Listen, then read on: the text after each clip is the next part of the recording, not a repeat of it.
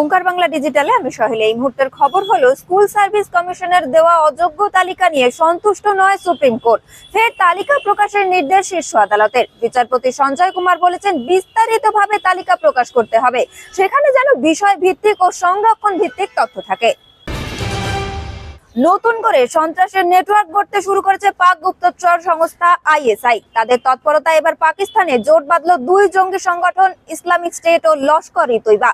গোয়েন্দা রিপোর্ট অনুযায়ী জঙ্গিদের এই নয়া জোটের উদ্দেশ্য বালুচিস্তান ও আফগানিস্তানে অস্থিরতা তৈরির পাশাপাশি নতুন করে সন্ত্রাসের নেটওয়ার্ক তৈরি করা।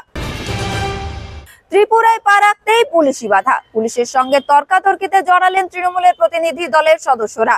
জানা যাচ্ছে, আইন শৃঙ্খলার অবনতির অজুহাতে তাদের বিমানবন্দরের বাইরে যেতে বাধা দেওয়া হচ্ছে। প্রতিবাদে ধর্নায় বসলেন প্রতিনিধি দলের সদস্য কুণাল ঘোষ, সায়নী ঘোষ সহ তৃণমূল কংগ্রেসের প্রতিনিধিরা। এরকমই আরো আপডেটের জন্য নজর রাখুন ওঙ্কার বাংলা ডিজিটালে।